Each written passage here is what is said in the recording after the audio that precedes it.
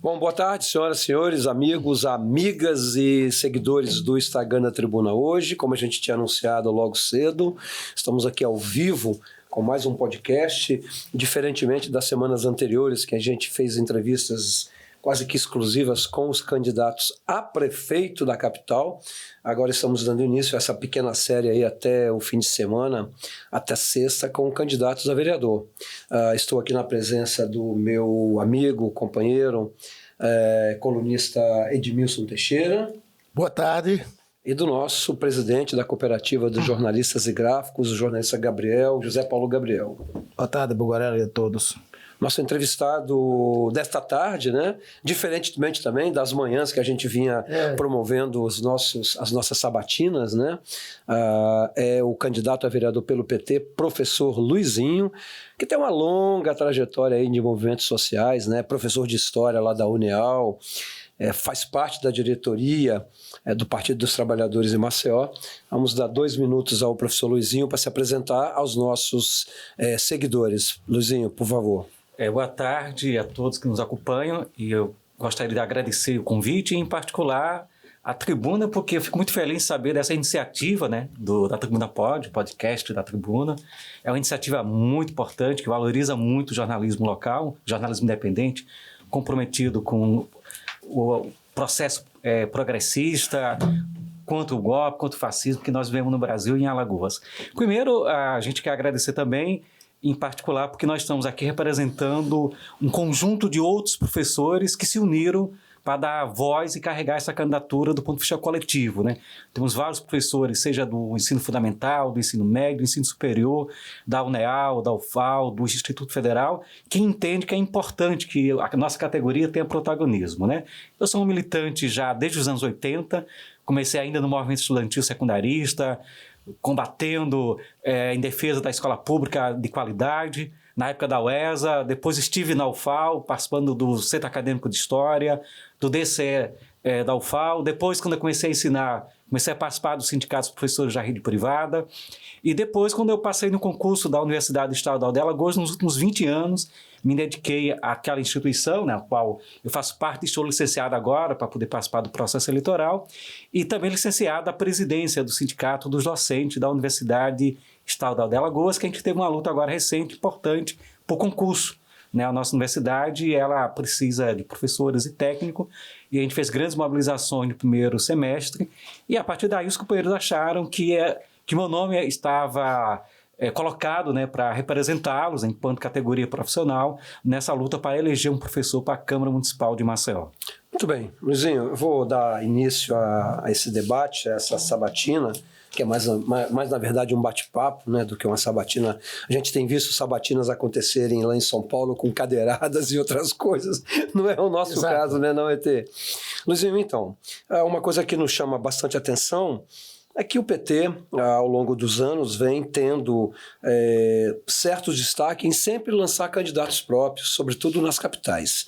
O que a gente viu esse ano aqui em Maceió foi, talvez, não sei como é que a gente vai fazer essa colocação, ou por falta de mobilização, por falta de votos, por falta de uma figura, de uma conjuntura. Sim, mas também tem que ter uma figura, né, que represente, né? Que não é só lançar, se não tem, o cara não vai lançar. Não teve um candidato próprio. Representatividade, né? E colocou o apoio para o Rafael Brito, que é do MDB. Como é que você vê essa conjuntura, Luizinho? Nós defendemos, né, eu pessoalmente defendi, e isso virou uma posição oficial do partido depois, de que a gente deveria ter candidatura própria, inclusive que fosse escolhida uma prévia, né, que permitisse que vários nomes pudessem apresentar. O nome que foi apresentado foi o nome do companheiro Ricardo Barbosa, o partido unificou-se em torno de sua candidatura, mas infelizmente houve um pedido, né, uma intervenção, vamos assim dizer, da direção nacional sobre o processo aqui em Maceió, que terminou por retirar a candidatura do companheiro Ricardo Barbosa para apoiar o Rafael Brito. Minha posição particular e do agrupamento no qual a gente dialoga, né, esse agrupamento de professores, de sindicalistas, de jovens, que é o Diálogo e Ação Petista, a gente achou muito ruim, porque até prejudica as candidaturas proporcionais na medida que a gente não tem uma agenda unificada, né, de visitar os bairros, de discutir com a população as propostas do Partido dos Trabalhadores e os feitos, né? do presidente Lula. O presidente Lula tem feito coisas importantes nesse país, recuperar o crescimento econômico, gerar emprego, gerar renda, e isso precisaria ser discutido com a população também. Então era uma oportunidade da gente, ao ter uma cantora própria, estar discutindo e estar politizando. Porque eu acho que, além de pedir o voto, esse processo eleitoral também deve servir, né, para politizar. A Teca Nelma, a garota, a vereadora atual, ela peitou e disse que ia entrar no PT e entrou. Vocês não queriam aqui da diretoria, foi em Brasília, recebeu um aval e está dentro do partido. Isso vai prejudicar a conjuntura de vocês, o time que está na briga, porque ela puxa muito voto? Veja, nessa questão da Teca Nelma, que também foi a direção local não queria, e a Gleice Hoffmann, a pedido, né, por uma questão pessoal, ela pediu para que aceitasse a filiação da Teca Nelma, nem todo mundo foi contra a entrada da Teca Nelma. Eu, particularmente, acho que o Partido dos Trabalhadores precisaria acolher todos aqueles que são progressistas e que têm uma pauta voltada às questões sociais, né? Até porque o PT já acolheu nomes tão ruins em outros momentos, por que não acolher o nome de uma liderança jovem que tem uma pauta progressista? Eu, particularmente, não fui contra a entrada dela, assim como outros companheiros, né? Acho que, de fato, ela deve ser a mais votada do Partido dos Trabalhadores, porque já tem um mandato, já tem uma estrutura, mas nós temos que brigar. Tem uma mãe que já vem de uma longa história política. Que tem uma longa história política, verdade, mas acho que a gente tem que lutar para ter 2, 3 ou 4 vagas. E isso é possível se a gente, obviamente, nessa reta final, onde muitos eleitores, 52% ainda estão indecisos, muitos eleitores têm simpatia pelo presidente Lula, muitos eleitores têm simpatia pelo PT, se a gente for capaz, né, de intensificar a mobilização até a última hora. Luizinho, deixa eu só finalizar esse assunto. Tudo bem, ok. Veio uma pressão lá do partido, lá de Brasília, para que o partido local apoiasse o nome do Rafael Brito, mas todos os candidatos do PT estão realmente conscientes desse apoio?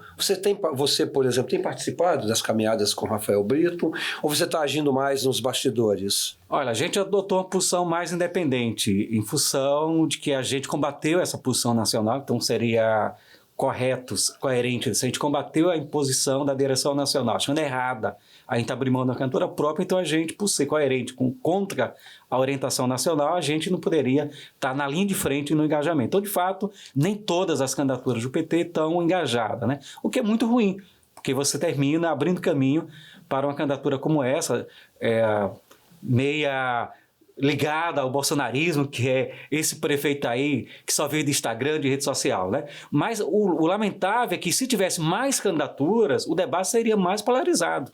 Então, acho que o erro foi aí, tático, né? Quanto mais candidatura para discutir Maceió, melhor. Hoje você vê praticamente está fundindo de uma forma que o debate está muito pouco, está muito rebaixado. Está, né? Quase dual, né? Exatamente. Entre Rafael Brito e JHC, que estão dominando as pesquisas, está meio paralisado aí, né? As outras candidaturas são satélites, não representam muito nesse momento. Não impactou de jeito nenhum até agora. Nenhum deles. Professor Luizinho, já que estamos nesse debate sobre o Partido dos Trabalhadores, ultimamente teve um acirramento ruim para o PT sobre aqueles valores destinados a uma banca de advogados. E o Fogo Amigo gerou, né, tumultuou bem o meio do PT. Grande incêndio.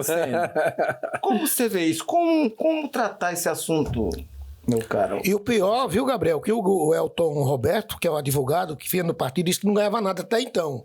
E ficou puto da vida com esse negócio aí e detonou, melou toda a plataforma do PT por essa reta final de campanha eleitoral. Ele queria também participar, né? Lógico. E a coisa, segundo ele, foi desviada para o presidente do partido aqui, do filho. A banca de advogado do filho. Exatamente. Né? Mas só beneficiou uma minoria. É um momento porque o professor Luizinho é da direção estadual. Não, exatamente. E é até bom para esclarecer a população. Esse abacaxi. Veja, o PT estadual lançou uma nota de esclarecimento, né? Acho que é importante essa nota, mas eu gostaria de rebobinar um pouco essa situação. Veja, o PT hoje é um partido que está cada vez mais institucionalizado. Isso é muito ruim. porque ele vai abandonando as suas bases, as suas bandeiras originárias, e à medida que vai se institucionalizando, ele vai, obviamente, jogando um peso exagerado na via cada vez mais eleitoral, ao invés da linha de mobilização popular, social, né? E isso termina acontecendo. Ou seja, à medida que você vai se institucionalizando, você começa a ter um peso muito forte na questão institucional, de manter acordos interno e externo. Por exemplo, nós não temos eleição no PT que permita um debate de posições muito claras no interior do partido, como tinha antes. Antes era o debate cara a cara, discussões. Hoje, com o PED, o processo de eleição direta, que já não tem um certo tempo, isso faz com que não haja debate. E não havendo debate, não havendo troca da direção, o que é que ocorre? Termina determinados grupos que têm interesse em disputar a direção do partido, transformando determinadas questões, como essa, né, em questões que muitas vezes no processo eleitoral, né, se joga sem muita responsabilidade essas discussões e termina sendo tumultuando. Então, do ponto de vista, só para finalizar, companheiro aí. Então, só para finalizar mesmo, veja, do ponto de vista técnico e político, normal. O contrato existe, juridicamente perfeito, existe a prestação de serviço. Agora, o que eu questiono internamente, como muitos militantes questionam, porque se nós temos muitos advogados, a gente não ter feito antes uma discussão com esses vários advogados para que, do ponto de vista militante, pudesse assumir determinadas tarefas. Tal como a gente fazia no passado, né? Ou seja, resgatar essa trajetória do PT, onde a gente comprava o broche, a gente comprava a camisa, a gente comprava a bandeira e ia de casa em casa. Acho que a questão hoje é essa institucionalização que tem jogado um peso no PT e o PT se adaptado a essas lógicas. Mas, professor Luizinho, o senhor falou aí, meu caro, que não houve debate, não. Mas houve. O presidente do partido, Ricardo Barbosa, ele foi claro, jogou uma nota falando o quê? Que isso foi debatido e foi do conhecimento da diretoria? Eu estou falando do debate político, né? Debate político geral. Como é que a gente se organiza? O presidente falou que teve um debate e houve uma concordância do destino desses milhões. E teve um aval da executiva estadual. Teve um aval da executiva autorizando, sim, esse. Inclusive, quando saiu essa discussão na imprensa, a minha posição pessoal foi de ser contra que a gente jogasse na imprensa, porque a gente sabe que foi alguém do próprio partido que jogou, na imprensa em função dessa disputa interna. Essa lógica da disputa interna congelada. Todos sabemos quem foi que jogou na imprensa. Congelada de muito tempo, a gente sabe que para o ano vai ter o PED, a eleição do PT e vai ser uma guerra. Isso não ajuda, né, na formação dos militantes, não ajuda no diálogo com a sociedade. Isso enfraquece transformar o partido, uma disputa Luizinho. interna numa guerra. Isso enfraquece o partido. Então, a minha posição é de preservar o partido. Ou seja, para preservar o partido, você precisa primeiro fazer uma crítica a esse processo de institucionalização, de abandono das bandeiras, da militância política aguerrida que a gente tinha no passado, para hoje as pessoas só fazerem as coisas forem pagas. Os nossos apoiadores, a maioria absoluta, são professores, são jovens, são sindicalistas, que fazem a campanha de forma voluntária. Nós temos companheiro no Jacitinho que, desde que a gente começou a campanha, está lá na porta das escolas, nos bairros, de graça, trabalhando, porque é um projeto coletivo. Então o PT precisa voltar a ser esse elemento da organização coletiva. O que está difícil, né? Claro, está muito difícil, é verdade. Mas o peso dos gabinetes, o peso dos mandatos sobre a máquina partidária... O peso do dinheiro também conta, né, Luizinho? O peso do dinheiro. Porque, por exemplo... Fundos partidários cada vez maiores. Exato, cada vez maiores, desnecessário. A nossa candidatura foi a que menos recebeu, vocês viram na imprensa. E nós vamos fazer uma campanha muito bonita, estamos fazendo. Não faz campanha com aquele valor. Não. Exatamente, nós estamos fazendo uma campanha muito bonita, muito aguerrida, de conversar de porta em porta na casa das pessoas, com muita alegria, levando as propostas. Por que as outras candidaturas não podem fazer? Então, acho que é muito dinheiro que se joga no processo eleitoral brasileiro, que, no geral, é muito ruim. Tentou se corrigir a questão do financiamento privado, né? Dos bancos, das grandes empresas. Entretanto, o que se destina hoje para o financiamento do processo eleitoral ainda é muito dinheiro. E a gente precisa fazer. Tirou de um lado, mas colocou-se do outro, né? O fundo partidário foi aumentado pelo Congresso Nacional para cobrir exatamente a deficiência da falta de recursos empresariais, né? Até porque aqui a gente vê ainda que pessoas físicas ainda podem ajudar, ainda podem doar e continuam doando. Teve um gari, inclusive, que doou 15 mil reais para a candidatura do Jota, que não tem necessidade, né? Poxa. Exatamente. Agora, você está vivendo um momento... claro, essa sua candidatura é muito popular, muito de casa em casa... dinheiro você não tem para fazer uma campanha do nível que tem muita gente apresentando aí. Nós não temos, e a gente critica o fato de existir tanto dinheiro público e dinheiro privado também, é bom que se diga, sendo jogado no processo eleitoral. Por quê? Porque isso torna o processo despolitizado, né? Porque a gente sabe que muitos se elegem comprando voto, né? Despejando dinheiro na reta final. Então você tem pessoas que nem aparecem em pesquisa eleitoral para a eleição proporcional e ganham. E você fala, de onde surgiu essa pessoa? Surgiu na reta final comprando voto. Então o uso do dinheiro, seja público ou privado, continua existindo. Essa é a grande verdade. E depois a gente precisa reconhecer que mesmo o dinheiro público ainda é muito. Poderia ser menos, para baratear as campanhas. Acho que a gente poderia estabelecer tetos máximos, né, para campanha, para mas não tem jeito, não tem como. Mas infelizmente essa é como estabelecer preço para um jogador de futebol. Exato. O salário do jogador de futebol. Não, mas existe as manhas, rapaz, por baixo. Não tem agora, como. mesmo com as emendas parlamentares, né? Começou lá com pouco, agora está se impondo que uma parte do orçamento extremamente significativa seja desviado para emendas parlamentares, onde é o tomar lá da cá, que a gente sabe que funciona assim no Brasil, né? Luizinho, como é que você está vendo o momento da candidatura a prefeito em Maceió? É um momento, como você falou, né? Onde a população está tão bombardeada pelas redes sociais, e é um fenômeno nacional, talvez até internacional também, né? De ser bombardeado pelas redes sociais. Esse é um fenômeno que a gente vai ter que pensar ele a longo prazo, porque do ponto de vista imediato, nós estamos vendo em São Paulo até cadeirada, né, para poder... Você provoca para depois colocar a provocação e o corte sobre a lança dá engajamento, né? Dá engajamento nas redes sociais. Então, aqui me parece que as redes sociais estão decidindo as eleições, porque antigamente a gente conversava com as pessoas. Né? Eu conversava, tinha que discutir, você era sabatinado em vários órgãos, você passava... Era assim que a gente construía as candidaturas majoritárias e também as mais expressivas proporcionais, né? Sabatinando, discutindo, indo nas associações, nos movimentos reais. Hoje não precisa de mais nada disso. Né? Basta ter maqueteiro, basta ter redes sociais. É verdade. E aí se dispara, né? Com pesquisa. Vou abrir um parênteses aqui, Luizinho. O Brasil é um país muito único, né? Se você olhar os 206 países pelo mundo afora, é um país único, né? Venho de uma experiência longa política na Europa, né? Onde eu já votei na Itália, tal. E não existe nada disso lá. Na Itália, por exemplo, o candidato não tem direito a ir para a televisão. Não existe esse tempo de televisão. O candidato só pode colocar os seus bannerzinhos ao longo de uma estrada onde o Conselho Eleitoral escolhe, e no dia seguinte ele tem que retirar. Não tem sujeira de milhões de santinhos esparramados pela rua. E detalhe, a influência das redes sociais, especialmente Instagram hoje, é quase zero numa campanha política na Europa. Nos Estados Unidos a mesma coisa, quase não existe. Então, o Brasil é um laboratório para essas grandes big techs, e é interessantíssimo. Você vê que agora o Elon Musk vai pagar os 38 milhões ao Xandão para ter o X de volta. Porque ele falou, tentei enfrentar o Xandão e não deu certo, o cara é poderoso, né? Então, tudo isso representa, aí você vê o próprio JHC, que tem uma equipe de marketing que, com todo respeito, tem que aplaudir, né? Mas o cara está presente e vivo nas redes sociais como o povo de 18 braços, né? Então, na Europa não existe se projetou assim. Mas isso pode representar o destino de uma campanha? Sim, certamente. A gente está... Acho que no último período, o poder que as Big Tech, né, essas grandes companhias de redes sociais, enfim, elas passaram a ter, é muito forte, né?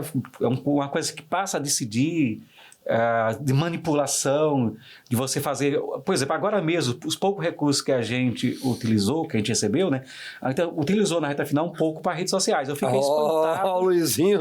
Cara, a gente tem que atualizar, né? A gente tem que atualizar. O Luizinho tem que estar atualizado, então, né, Luizinho? Usou algumas coisas, cerca de R$1.000 e poucos para redes sociais. Mas eu fiquei impressionado, porque o técnico que a gente contratou, ele falou assim, você pode segmentar por idade, por cor, por profissão. Tudo é possível.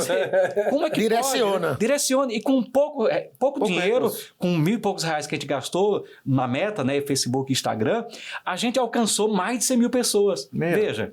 Imagina esses caras que gastam milhões. Quem tem Então, meio milhão para gastar em rede social. Diariamente, eu vejo no Instagram, eu sou bombardeado com um monte de propaganda que eu não gostaria de receber. A mesma coisa no Facebook, enfim. Então, as redes sociais hoje, obviamente, elas bombardeiam por todos os lados, né, de todas as formas, e isso, obviamente, vai fazendo a cabeça de muita gente que vai criando as bolhas que deu origem a esse fenômeno do bolsonarismo de 2018 para cá.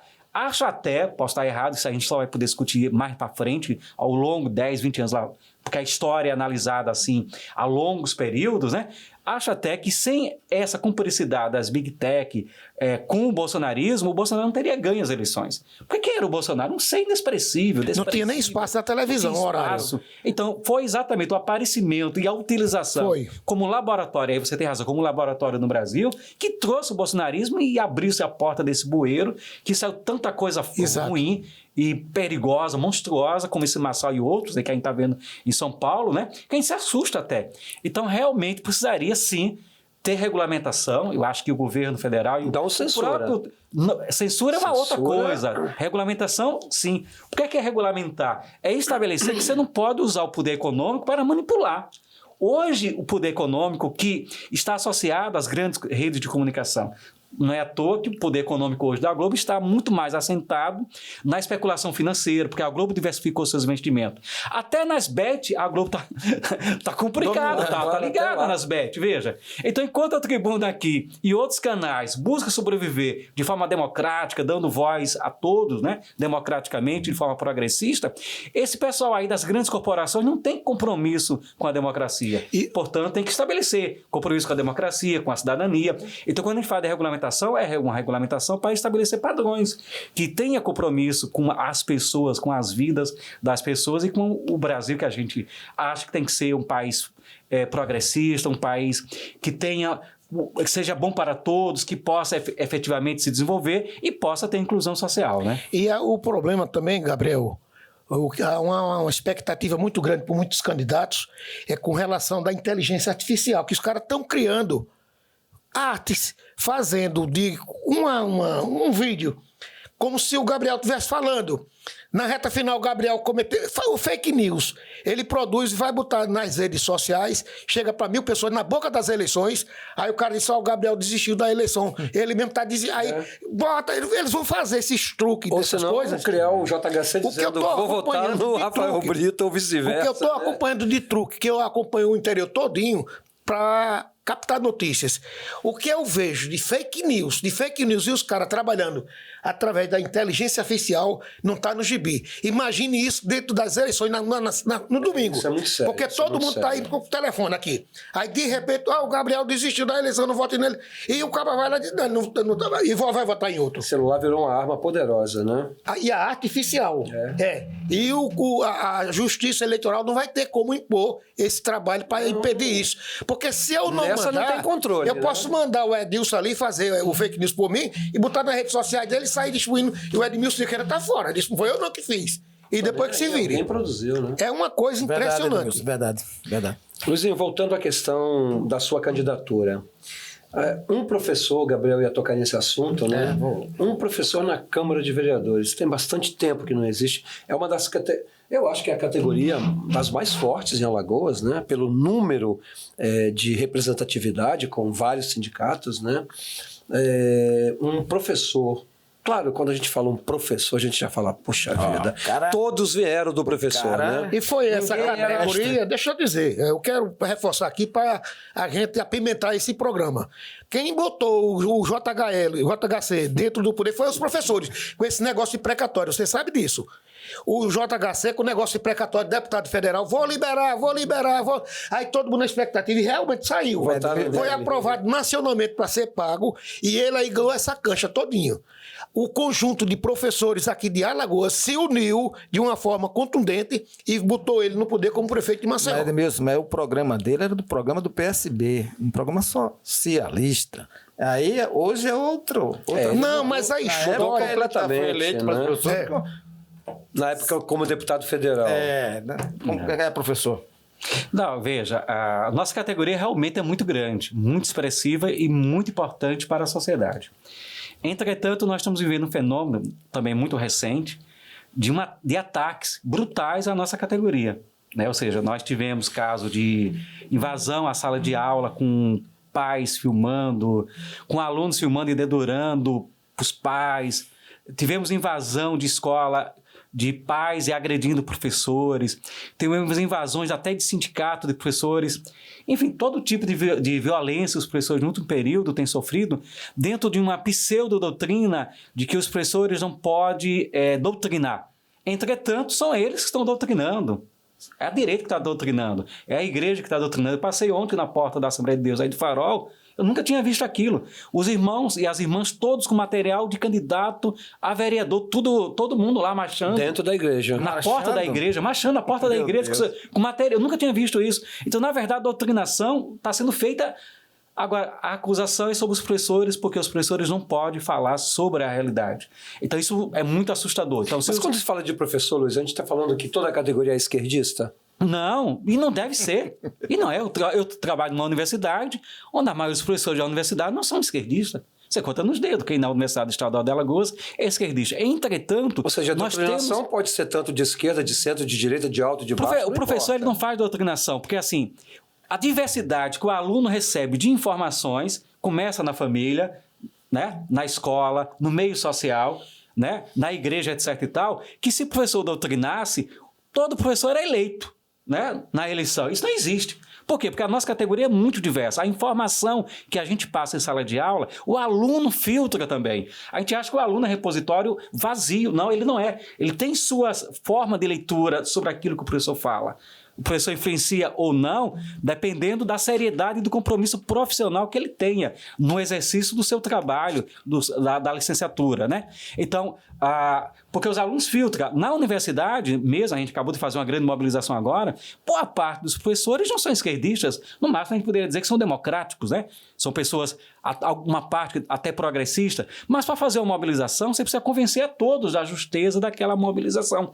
Então, quando a gente fez 2 dias de paralisação na universidade, é porque a gente conseguiu, na média, convencer todo mundo que a gente tinha que mobilizar para o concurso. Não só os professores, mas também os alunos. Então, a nossa categoria, seja na universidade estadual, a UNEAL, a UNCISAL, a UFAL, mais Instituto Federal e as privadas, isso só para falar do ensino superior, é muito grande. Quando a gente entra no ensino médio e fundamental, é gigantesca a nossa categoria, né? Então, a nossa categoria no estado, mesmo Maceió, é muito grande. E, de fato, às vezes ela se confunde. Às vezes aparece alguém como Salvador da pátria, a categoria vai atrás e muitas vezes essa pessoa usa e abusa. Mas é uma categoria, né, cheia de ego, né? Também. Não tem muita unificação, né? Muito dividida também, né? A última vez, a gente conversando antes da gente começar aqui, a última vez que a nossa categoria elegeu de forma unificada um vereador foi a Jared Viana. Muito tempo. Há muito tempo. Foi ontem. Né? há uns 40 Quantas anos. Quantas eleições né? o senhor já disputou com essa? Vai disputar? Umas 3 já, a gente 13? não consegue, né? 13? Não, 3. Né? A gente não consegue. Na última... O Luizinho é jovem. Sou jovem. Mas assim, a última eleita foi a Jared Viana. De lá para cá, mesmo as candidaturas ligadas ao Sinteal, como a companheira Lenilda ou o companheiro do Canuto, não foram eleitos. Isso significa o quê? Que a gente precisaria começar a discutir nas nossas categorias, porque também são várias categorias, né? Você tem os professores da rede privada, os professores da rede municipal, da rede estadual, né? Federal, enfim. Então, são várias categorias que precisaria se unificar para discutir a importância de ter um representante na Câmara Municipal, na Assembleia Legislativa, no Congresso Nacional, porque nesses espaços, hoje, nós temos a representação de todas as outras categorias, praticamente, mas não tem a representação de um porta-voz de uma categoria tão sofrida, tão explorada como a nossa, né? Luizinho, vou passar a bola para o Gabriel, mas antes vou dar a introdução. Saindo do quadro polêmico e entrando no nosso merchan, você tem aqui 13 ações e projetos. Você é um digno representante da categoria dos professores e do Partido dos Trabalhadores para colocar em prática 13 ações e projetos que você colocou aqui, que me parece que são... Tu se sente responsável? As nossas propostas... São propostas interessantes, mas são propostas que você olhar assim, você fala, meu Deus, o Luizinho bateu pesado. As nossas propostas foram construídas em várias reuniões de bairros e de categorias profissionais que a gente veio fazendo desde a pré-campanha, né? Porque o ditado fala que quem não tem carro sai mais cedo para trabalhar. Mas tem poucos recursos, a gente começou mais cedo. E a gente fez diversas reuniões em bairros. E a gente foi ouvindo a companheirada. Por exemplo, uma coisa que eu aprendi numa dessas reuniões. A questão dos cemitérios. Nós estamos vivendo uma situação de falência do sistema de cemitérios públicos em Maceió. E o objetivo por trás é a privatização, nós sabemos. Você não cria mais cemitério, não oferece mais vaga, você deixa as famílias desesperadas e aí aparece o cemitério privado. Isso aconteceu agora em São Paulo. As pessoas em São Paulo estão pagando até R$20 mil para poder conseguir enterrar o seu parente. Aqui em Maceió, na periferia, a gente escutou as pessoas falando que quando morre uma pessoa que não tem muitos recursos, passa até 2, 3 dias o corpo do parente no ML, porque não consegue vaga num cemitério público. Então, quando a gente fala que é necessário criar novos cemitérios, criar mais vagas, é porque a gente não quer que chegue à situação de São Paulo hoje, onde as pessoas estão pagando até R$20 mil para enterrar um parente. Alagoas já tem 2, 3 cemitérios verticais, né? Em Atalaia tem um, aqui na Massagueira tem outro, e estão surgindo novos, né? Pilar tem um, Massagueira tem um, Atalaia tem outro. Entretanto, cadê o poder público municipal? Nós temos espaços, nós temos uma grande área verde em Maceió, a área rural de Maceió é muito grande, né? Onde a gente poderia fazer um cinturão verde para produzir alimento, onde a gente compra tudo de fora, a gente poderia fazer vários cemitérios, vários espaços públicos naquela região, e o que aconteceu foi que a gente perdeu o cemitério do Bebedouro, né? Então, a gente perde um cemitério público e não se cria outro para repor. E aí as pessoas começam a ficarem desesperadas. O desespero vai ser a ponta de lança para justificar a privatização, a abertura de cemitérios privados. Então você acha que qualquer administrador público que entra agora nas próximas eleições vai ter esse projeto? Não sei que se seja um ou que seja outro? Não sei se qualquer um. Eu sei que a política do JHC está muito clara de privatização, não só a questão do cemitério, mas na educação. Na educação, o JHC fez aprovar o voucher. Veja, isso é muito sério. Ou seja, nós já tivemos uma experiência dessa no passado e não deu certo em Maceió, que eram as escolas senecistas, compra de vaga em escola senecista. Foi exatamente no governo do Ronaldo, com a professora Maria José Viana, secretária, que se começou a pegar de volta os prédios das escolas senecistas e transformar aqueles prédios em escolas públicas municipais, aumentando as vagas. Então, hoje o que acontece em Maceió é que você não tem vaga suficiente, né, para as crianças na periferia, e agora vem o Igodo, que foi votado agora em 2024 para valer a partir de 2025, né, que é a compra de vaga em escola privada, ou seja, o prefeito não vai criar novas vagas e vai então enganando as pessoas comprando vagas no setor privado. A Constituição que diz claramente que a educação infantil é de responsabilidade do município, que é o ensino fundamental, o ensino médio é do Estado. Não vai de contra a própria Constituição essa história da privatização da educação? Sim, certamente. É um absurdo que se faz. Não, mas não é só aqui. Vocês acompanharam agora no Paraná, em São Paulo, né?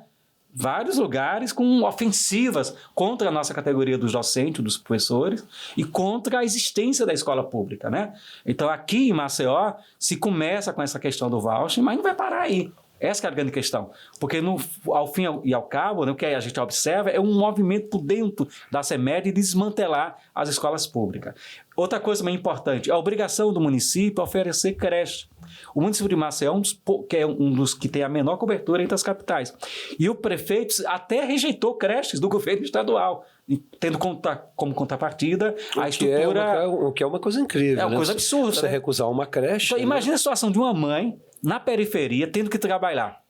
Com quem ela deixa a criança? Ela deixa com a mãe dela, deixa com a irmã, com a prima e às vezes deixa com outra criança. É um absurdo. Né? E a prefeitura faz de conta que não existe essa realidade. São milhares de mães em Maceió, na periferia, que precisam deixar seus filhos todo dia para trabalhar e não tem onde deixar.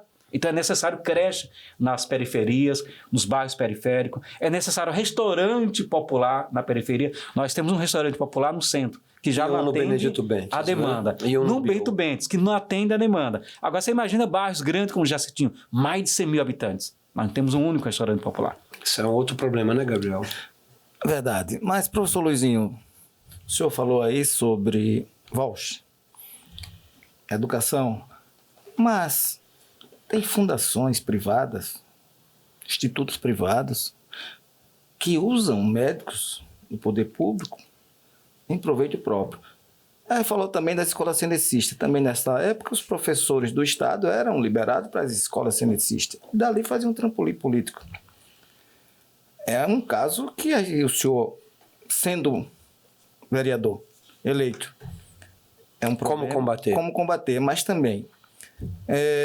o senhor fala sobre as empresas, Braskem, Equatorial, BRK. A BRK, pelo amor de Deus, 50% dos valores, 100% dos valores da conta de água, ela cobra como esgoto. Ninguém em Maceió consegue pagar. Tem contas de uma casinha aí, com 3 pessoas, 4 pessoas, que paga R$400, R$500, é quase um terço do seu salário. A BRK está explorando o povo de Maceió. A Equatorial não fica para trás. E a Braskem piorou. Está no projeto, governo de projeto do senhor. O senhor sendo eleito, vai ter força política para enfrentar esses poderosos? Então, o papel do vereador é fiscalizar, é cobrar e denunciar, né? Então, esse é o papel. A gente não faz, aí não substitui o prefeito. Determina. Não determina. O prefeito é que é o executivo. Agora, o nosso papel de vereador é não silenciar. Porque é um silêncio cúmplice aí quando você fala da questão da saúde. Então, o cidadão comum vai ao posto de saúde e consegue o clínico geral. Mas ele não consegue o cardiologista. Aí ele passa 6 meses, às vezes até morre, né? Porque onde está o cardiologista da prefeitura? Cedido a uma fundação privada. Tem que acabar. E aí nós vamos ter que bater 24 As fundações horas privadas para acabar. são de interesse de quem? Dos vereadores aliados do prefeito. Né? Ou seja, determinadas especialidades, o cidadão comum só tem acesso se for na fundação do prefeito. Os institutos. Os institutos, né? E aí ele vai lá no instituto, é atendido, o médico dá uma receita com papel do SUS, né? Porque ele é funcionário do Sistema Único de Saúde, e o cidadão recebe a receita do SUS e não sabe que aquele médico que está desviado para um instituto privado deveria estar no posto de saúde. Nós vamos fiscalizar e vamos dar os nomes de quem estiver fora do posto de saúde. Porque é papel do vereador fiscalizar e trazer de volta os médicos para os postos de saúde. Porque eles fizeram concurso para serem funcionários da prefeitura. Então tem que acabar com esse esquema, né, de desvio de função dos médicos para os institutos privados. Essa é uma questão que a gente tem muito claro. A segunda questão que você fala é a questão da tarifa. Pior do que isso ainda, Gabriel e companheirada aqui, quem garante que o que está sendo cobrado pela BRK realmente foi consumido? Não existe um único órgão em Maceió que fiscalize se o hidrômetro está certo, se o medidor de energia está certo. Deveria ser a Casal, mas a Casal não fiscaliza. Ela se ausentou deveria ter um órgão dessa problemática, né? Deveria ter um órgão de fiscalização municipal. Ninguém fiscaliza. Ninguém vai fiscalizar o seu relógio. Nada é real. Não. Exatamente, ninguém fiscaliza. Mas ela está muito preocupada com o transporte, né? Ninguém fiscaliza, nós vamos ter que instituir um órgão fiscalizador para saber se aquela conta está correta. Como você falou, um cidadão comum hoje, porque depois que privatizou, é bom que se diga, né? Depois que se privatizou a companhia de água, a conta de água foi lá para cima. Perfeito. Todo mundo sentiu no bolso o impacto. Se demitiu, se precarizou e a conta foi lá para cima. Pior, 100% de tarifa de água equivale 100% de esgoto. Então, se a conta vem R$100, R$200. Nós vamos combater isso, não tem sentido. Rapidinho, que já está terminando o programa aqui, eu não poderia deixar de fazer essa pergunta. O Paulão tem abraçado a causa de vocês? Que eu vejo o Paulão ausente nessa campanha. O deputado. O deputado tem apoiado todos os vereadores do PT, né? Todos sim, apoiado, sim, mas não vai para televisão, não pede isso, aquele negócio tudo, né? Eu não vejo. É porque, assim, o espaço que nós temos na televisão é muito reduzido. Mas então, o Lula também não tem apoiado diretamente. O Paulão né? é daqui, o Paulão é o chefe daqui, é o representante. Estou falando do Paulão. Né? Eu estou dizendo, o Paulão pudesse fazer, por exemplo, uma caravana com vocês, uma carreata na praia, ele liderando esse movimento. É essa a questão que eu falo. Edmilson Paulão, ele cobre 102 municípios. Ele é um deputado representado. Não, mas uma vez ou outra, sim, mas cobre deles, todos. né? Sim, mas ele uma deveria vez ou outra. O Arthur Lira vive do presidente da Câmara, mas anda só vê o Arthur Lira. O Paulão também está em todos os municípios. Todo dia o Arthur Lira tem um município diferente. O estrutura própria em Maceió gera essa confusão, tá? Essa desorientação política, vamos assim dizer. E aí, obviamente, que algumas lideranças estão preferindo os lugares onde o PT tem candidato a prefeito, né? Para poder jogar peso. A gente, obviamente, se o Paulão pudesse ir na caminhada de cada candidato a vereador, seria bom. Nós vamos fazer sábado agora, no dia 5, né? Uma caminhada no Jacitinha a partir das 15 horas. Seria muito bom ter o Paulão e outras lideranças. Com A gente certeza. sabe da dificuldade de agenda, né? Então, veja, o fato de não termos candidatura própria para prefeito desorganizou um pouco. E a gente tenta compensar cada candidato com seu time, com a sua força, com seus apoiadores. Então, de certa forma, o que a gente, até para finalizar também um pouco, né, a gente quer dizer, é que as nossas propostas, 13 propostas de ações para um mandato popular, elas foram amplamente discutidas, né? E reafirma um compromisso que é um compromisso da nossa trajetória enquanto militante político, enquanto militante social, com as causas progressistas, com as causas sociais do povo de Maceió. Só para terminar e fechar a minha pergunta sobre você. Você falou muito sobre os cemitérios. 8 cemitérios em Maceió, Abandonado, a prefeitura fechado. recebeu os valores, porque a Braskem pagou e os donos dos lotes dele não receberam nada. Mas no cemitério de São Luís, aqui no Tabuleiro, tem um projeto, vizinho ao cemitério de São Luís, de um cemitério vertical para 3.000 vagas antes, com projeção para 8.000. Com todas as certificações já legalizadas, só o prefeito autorizar, mas está se apegando e não sai da mesa do prefeito. Tá, mas é um projeto Será que municipal? É municipal. Será Gestão municipal. Que não vai ao encontro dessa sua defesa de que a privatização está em primeiro lugar? Exato. A grande questão é por que não sai, né? Ou seja, por enquanto você está gerando um transtorno, um desespero nas famílias, né? Essa é a primeira questão que a gente coloca. Isso tem que ser resolvido o quanto antes. E se o prefeito resolver, ótimo. Ótimo. Se o prefeito não avançar na política privatista, ótimo, né? A gente não vai deixar de reconhecer.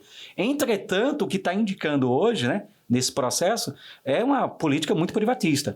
Como você falou, recebeu o dinheiro da Braskem pela indenização do cemitério de Bebedouro. Não toma iniciativa imediata para minimizar. Aliás, o prefeito tem tomado iniciativa para minimizar o sofrimento do povo como um todo. É só ver o pessoal das áreas atingidas pela Braskem, que até hoje continua o Deus dará. Acabei de fazer visita ao Frechal, nós temos uma população enorme que ainda mora lá, mas totalmente excluída do processo de transporte, né, coleta de lixo. É como se não existisse.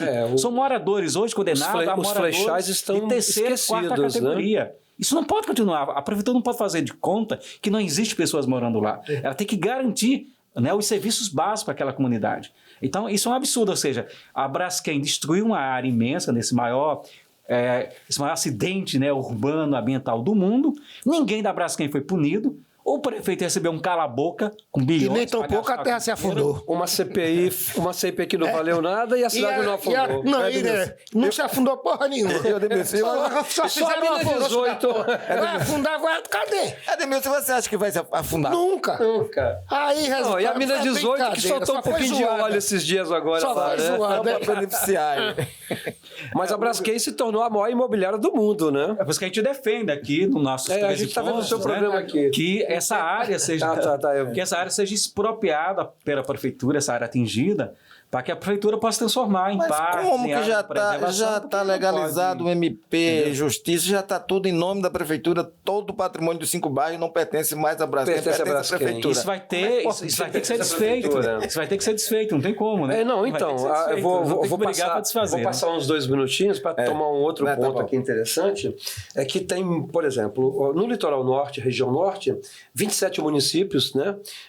A Verde, que é outra empresa famigerada, né? Que, pelo amor, ninguém suporta ela mais, como a Águas do Sertão, tanto quanto a BRK e Maceió. Dos 27 municípios que a Verde conseguiu a concessão por 35 anos... Pelo amor de Deus, há muito tempo, né? Então, aí eu tenho conotações assim. São Miguel dos Milagres, o Passo do Camaragibe, onde a água potável... No Passo, por exemplo, praticamente a água potável era só na região central da sede do município. O Bom Despacho, por exemplo, que tem... A gente foi lá... Passo Camaragibe. No Passo do Camaragibe, o Bom Despacho, que é uma comunidade com 50% de ascendência quilombola. Verdade. Gabriel esteve lá, a gente foi lá fazer várias reportagens com o nosso amigo Edmilson Mena. Tem um problema sério, Luizinho, que as pessoas estão sem água potável até hoje, passado quase 3 anos, né, da vida, da concessão, passada para a concessão, e as pessoas estão reclamando. Então, a minha abordagem, muitos prefeitos já avisaram que, sendo eleito, eles vão tentar reaver os seus sais. Agora, como? Aqui em Maceió, a BRK, tem pessoas, candidatos que já falaram em tentar cancelar esse leilão. Você é a favor? Sim, esse é um fenômeno nacional, é internacional. Nós tivemos na Bolívia isso, e foi uma luta lá na Bolívia para rever a concessão, uma luta da água. Nós já Teve filmes internacionais, inclusive, com a questão da água na Bolívia. Exatamente, porque esse é um drama para o mundo inteiro. Você falou de alguma cidade do litoral norte, aqui mesmo, Marechal Deodoro. Marechal Deodoro é um manancial de água imenso. E como é que falta água na cidade? Não faz sentido. Não faz sentido. Né? E depois que entrou a BRK, a água ficou suja. A água era limpa. E dobrou o preço. E as tarifas dobraram de preço. A gente precisava filtrar a água. A água dobrou, mas despega na lagoa, não tem sentido. É verdade. Pois Já pensou aquela limpa? De água limpa. Exatamente. Né? Ou seja, como é que uma região com tanta água, falta água? Então, ainda tem o Rio Niquim, tem um bocado de coisa por ali. Aumenta preço, precariza, entendeu? Terceiriza, é uma barbaridade. Então, privatização de água e energia só é bom para quem recebe a concessão. Veja o caso da Eletrobras, né? A população em geral sofre. A população em geral sofre. Veja o caso da Eletrobras Alagoas, vendida por R$50 mil. Foram 5 Eletrobras estaduais, né? Alagoas e mais 4, que o homem mais rico do mundo comprou por R$50 mil. Se o Gabriel quisesse participar do leilão que vendeu a Eletrobras Alagoas por R$50 mil, ele não podia participar. É um leilão de carta fechada, de porta fechada, de carta marcada. O cara comprou 5, R$250 mil. Com R$250 mil, o preço de um carro. A Equatorial se tornou dona de um patrimônio gigantesco. E qual é a qualidade desse serviço? Precarizou-se. Né? Nunca se teve tanta pagão no Brasil como agora. E quem comprou são as pessoas do bem? Inclusive esses que financiam todas as fake news, são esses que financiam o candidato ligado a esse setor conservador, golpista. Então, na verdade, acho que as privatizações foram muito ruins para o patrimônio público, muito ruim para o povo que passou a pagar tarifa. Foi o mesmo que comprou as Americanas. Né? Exatamente, precarizou-se o serviço, a qualidade hoje todo mundo reconhece como pior. Então, a BRK pertence a uma empresa canadense, a Brookfield. A Brookfield está no Brasil desde 1800, desde os tempos do Império, né? E ela tem, acho que 250 municípios onde ela atua, né? Alagoas, a Maceió é só um deles, né? E a grande Maceió. Mas eles não estão preocupados com se o povo está faltando água, eles querem dinheiro. Exatamente. E o detalhe principal, eles querem tirar o investimento em 5 anos e não em 35 anos. Bugarelli, por que o povo acata e acolhe esse tipo de privatização? Aí é que é o problema. Mas aí vem do governo, né, Gabriel? Que povo é esse que não tem a conscientização? As candidaturas comprometidas com o povo precisa tocar nesse ponto. Por isso que nós estamos tocando aqui. Eu acho que é importantíssimo que os candidatos progressistas, que tenham compromisso com o povo, façam esse debate.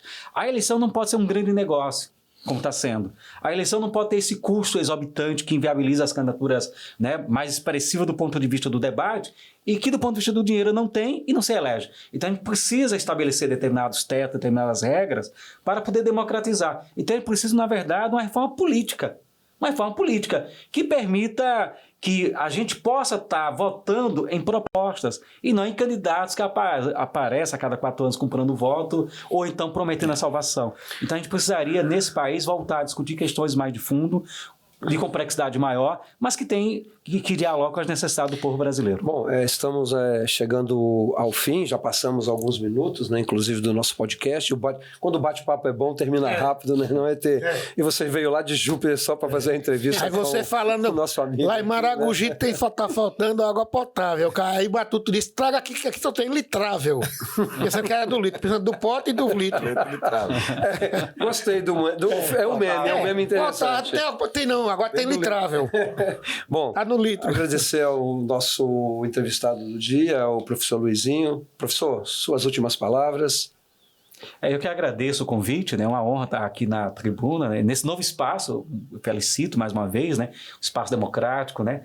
Muito importante, progressista, comprometido com o povo de Alagoas, com o povo de Maceió, e ao mesmo tempo um chamamento, né? Nesse processo eleitoral. Faz o merchan final, professor. Nesse processo eleitoral, vamos ter consciência, né? Vamos ter compromisso com aqueles candidatos, com aquelas candidaturas que representam os anseios, as pautas populares. E o nosso nome, o nome do professor Luizinho, está à disposição porque representa uma corrente de professores, de sindicalistas, de jovens. 13 ações. Que querem 13 ações no Parlamento de Maceió E, obviamente, que esse setor todo, né, tem a vez e voz, em particular a nossa categoria tão sofrida que são os professores. Mas dessa vez, se os professores acordarem e despertarem, nós teremos um professor na Câmara Municipal. Bom, quero agradecer então ao professor Luizinho, que gentilmente deu um stop na sua agenda, corridíssima nos últimos dias aí até o próximo domingo, dia 6. Agradecer ao nosso colunista político, Edmilson Teixeira. Deixando ao nosso Luizinho muita sorte nesse domingo e que se dessa vez você se reeleja. Você merece. Obrigado. O ET ia soltar, claro, 3 vezes, né? Mas o Lula foram 3, para ele se eleger, né? Menos, né?